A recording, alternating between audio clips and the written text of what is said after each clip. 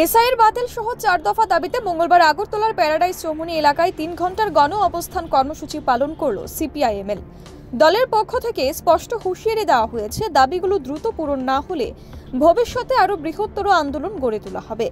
সংবাদ মাধ্যমের মুখোমুখি হয়ে এক নেতা জানান, এসআইআর মাধ্যমে বিজেপি সরকার প্রজাতন্ত্রের মৌলিক কাঠামোতে আঘাত হানছে। তার দাবি, ভোটার তালিকা সংশোধনের নামে নির্বাচন কমিশন পরিকল্পিতভাবে ভোট চুরির পথ সুগম করছে। এছাড়া বিদ্যুৎ খাতে স্মার্ট মিটার বসানো এবং অযৌক্তিক বিদ্যুৎ বিল বৃদ্ধিকে কেন্দ্র করে জনদুর্ভোগের বিষয়টিও সামনে আনে সিপিআইএমএল। স্মার্ট মিটার নিয়ে গোটা দেশে সাধারণ মানুষ ক্ষোভ প্রকাশ করছে। পশ্চিমবঙ্গের বিজেপি নেতারা এ নিয়ে রাজ্য সরকারের বিরুদ্ধে সরব হলেও বিজেপি শাসিত ত্রিপুরায় একই ইস্যুতে মানুষের হয়রানি চরমে পৌঁছেছে। তাই স্মার্ট মিটার প্রকল্প বাতিল করার দাবি জানানো হয়েছে।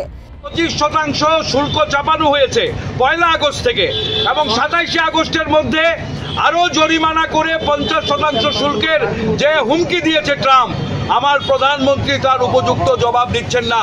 তিনি সংসদকে এড়িয়ে যাচ্ছেন। আমরা এটা মানব না যে ট্রাম্পের কাছে মাথা নত করা চলবে না।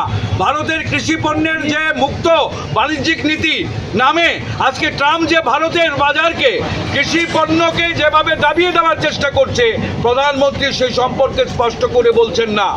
রাশিয়া থেকে তেল কেনার জন্য, অস্ত্র কেনার জন্য ভারতকে এই জরিমানা শুল্ক লাগানো হয়েছে। ভারতের এই স্বাধীনতা আছে, সার্বভৌমত্ব আছে। ভারতের যে স্বাধীন এবং তার যে সার্বভৌমত্বের উপরে যে আঘাত করছে আজকে মার্কিন সাম্রাজ্যবাদ, তার বিরুদ্ধে আমরা আজকে প্রতিবাদ করছি। চতুর্থত যে বিষয়টা আমরা বলছি সেটা হচ্ছে অনুপ্রবেশকারী। আজকে আপনারা শুনেছেন যে 79তম যে স্বাধীনতা দিবস পালিত হয়েছে লালকেল্লা ময়দানে, প্রধানমন্ত্রী বলেছেন যে আজকে অনুপ্রবেশকারী প্রধান সমস্যা। আমরা বলছি প্রধান সমস্যা এটা নয়। প্রধান সমস্যা হচ্ছে ভয়ঙ্কর বেকারত্ব। প্রধান সমস্যা হচ্ছে দেশের আকাশ ছোঁয়া মূল্য বৃদ্ধি।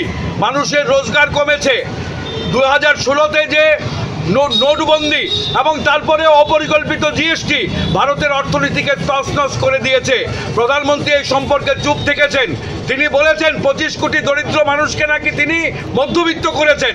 এটা মিথ্যে কথা, এটা মিথ্যা তথ্য। ভারতের মানুষ আরো গরিব হয়েছে, মানুষ আরো নিঃস্ব হয়েছে, মানুষ পলায়ন করছে। আমার রাজ্যে আদিবাসী, এসসি, এসটি, ওবিসি সম্প্রদায়ের মানুষ যারা সবচেয়ে পিছিয়ে পড়া, তাদের ছেলেমেয়েরা কাজের খোঁজে রাজ্য ছেড়ে পলায়ন করেছে।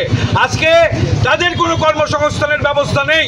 কাজে প্রধানমন্ত্রী ভারতের যে স্বাধীনতার, যে মহান স্বাধীনতার সংগ্রামের যে তাৎপর্য এবং যে সুখী সমৃদ্ধ ভারতবর্ষের যে স্বপ্ন আমরা দেখেছি, আজকে সেই স্বপ্ন অন্ধকার হয়ে গেছে। প্রধানমন্ত্রী এই সমস্যাকে আড়াল করার জন্য একটা নকল সমস্যা, একটা নকল শত্রু সামনে আনছে। মুসলমানদের তিনি অতীতে ভারত বিভাজনের জন্য তিনি দায়ী করেছেন, এখন তিনি অনুপ্রবেশকারী হিসেবে চিহ্নিত করে মুসলমানদের আবার দায়ী করছেন। এই যে নকল শত্রু বানানোর চেষ্টা চলছে, আজকে তার বিরুদ্ধে আমরা আজকে এই রাজপথে নেমেছি এবং আমরা আজকে এর প্রতিবাদ করছি।